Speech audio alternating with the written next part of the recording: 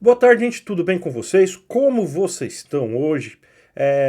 Quarta-feira, dia de falar aí um pouco de economia e teve dados importantes que foram divulgados ontem pelo Diese, falando aí sobre como que se deu aí a remuneração dos trabalhadores, né? Como que o reajuste anual para tentar cobrir a inflação se deu aí nesse mês de maio. Então, o tema do vídeo de hoje é a gente falando aí desses reajustes e essa pesquisa do Diese.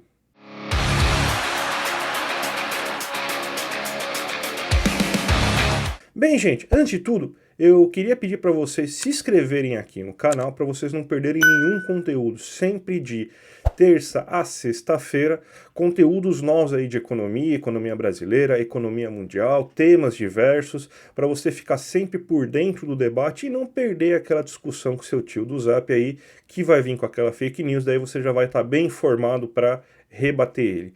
E eu também peço aí para quem puder me ajudar no Apoia-se, né? A gente faz esse canal aí para vocês ficarem sempre bem informados e vocês podem ajudar aí a manter esse canal de pé. Se vocês ajudarem com pelo menos R$ 10 por mês, ainda tem uma aula gratuita mensal que eu gravo para vocês. Então, esse mês mesmo a gente vai gravar uma aula falando aí dos princípios básicos de economia. Então, sempre vai ter uma aula de economia gratuita aí para vocês. Esse aí é só o começo. Aí, enquanto a gente for crescer mais com a ajuda de vocês, a gente vai expandindo, inclusive, aí tudo que a gente vai fazer.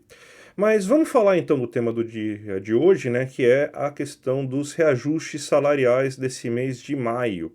Então a gente tem que 67,9%, ou seja, quase 68% dos reajustes resultaram em ganho salarial acima da inflação, ou seja, teve aumento real de salário.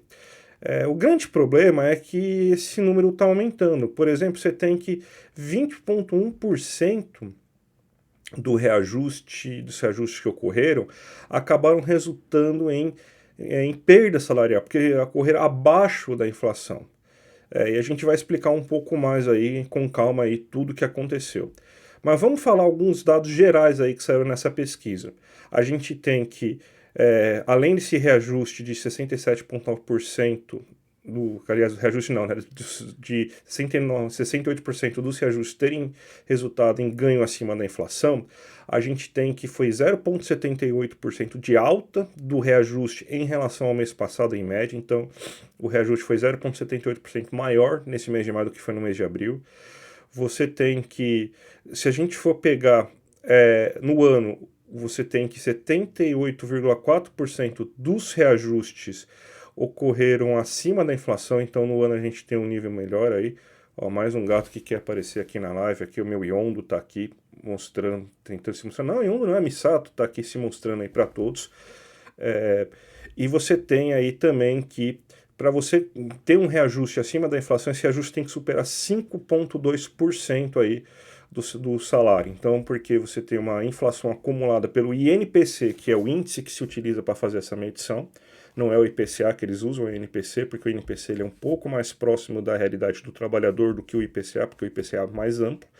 Então você tem que, para ter um reajuste real, você tem que ter tido um ganho acima de 5,2% no seu reajuste. Eu montei um gráfico para vocês observarem o que aconteceu nesse mês aí de maio e como que aconteceu aqui também no ano. Você vê que em maio você teve que 67,9% dos reajustes ocorreram acima da inflação, 12% dos reajustes ocorreram igual à inflação, ou seja, pelo menos recompôs o real, então quase 80%, né, dos reajustes pelo menos recompuseram a inflação nesse mês, né, então você tem uma recomposição salarial, pelo menos não teve perda de poder de compra, só que 20% desses reajustes ocorreram abaixo da inflação, o que é um dado bem alto se a gente for comparar com esse governo Lula 3, que esse dado raramente passa de 10%. No ano a situação está melhor ainda, com 78,4% dos reajustes ocorrendo acima da inflação, 12,6% dos reajustes ocorrendo igual à inflação e só 9% dos reajustes ocorrendo abaixo da inflação. O que está acontecendo? A gente tem que o desemprego está baixo, isso aí também aumenta o poder de barganha do trabalhador. É por isso que dentro desse governo Lula 3 a gente tem uma taxa de sucesso tão grande nessas negociações salariais, porque o reajuste salarial está ocorrendo geralmente acima da inflação em mais de 75% dos casos, ou seja, 3/4 aí dos trabalhadores brasileiros, quando vão negociar seu salário, estão conseguindo reajuste acima da inflação, e quase 90% aí conseguem sempre, pelo menos, recompor as perdas inflacionárias, né? Então, é um dado que tá bom. Só que a gente viu, nesses últimos meses, principalmente abril e maio, um reajuste, uma taxa de sucesso em torno de 75%, 77%. Então, uma queda, se a gente for pegar, se comparado aí ao histórico desse governo Lula 3 e até o histórico dos governos do PT. Porque com a Dilma essa taxa era de mais de 90% sempre, e durante o governo Lula 2 também foi acima de 80% essa taxa quase que todo esse período. O que está acontecendo aí nesse momento? Você tem que a inflação está um pouco mais elevada e aumenta um pouco o custo do repasse desse salário para o empresário. Se até 3, 4 meses atrás esse custo estava em menos de 5%, agora ele está acima de 5%. Então, aumenta o custo, então o empresário ele tende a querer não negociar mais esse aumento do reajuste. Então, você tem essa trava aí da questão do reajuste. O outro ponto também é a questão desse pessimismo que está tomando, muito como resultado aí da taxa Selic. Porque com a Selic mais elevada, a gente sabe que a tendência vai ser que uma hora a economia vai começar a desacelerar mais forte, inclusive vai frear a economia. A gente já está vendo alguns sinais de desaceleração, a economia está mais acelerada do que se imaginava, mas ainda tem então ainda tem uma certa aceleração acima do que era para ter ocorrido com essa Selic tão elevada. Ainda bem, né? Ainda bem, vamos falar a verdade. Mas sabe-se que daqui a pouco o negócio vai frear, porque é impossível, com 15% de juros ao ano, por mais otimista que seja o empresário, boa parte deles aí não vai querer ter o risco de investir, sendo que se ele ficar com a bunda na cadeira, ele vai ganhar 15% ao ano. É muito fácil você ter um ganho muito elevado, porque ganhar 15% de lucro ao ano é uma coisa que não é para todo mundo. Então o pessoal vai preferir ficar com a bunda na cadeira e ganhar, viver de renda, viver de rendimentos. Isso daí vive do rentismo.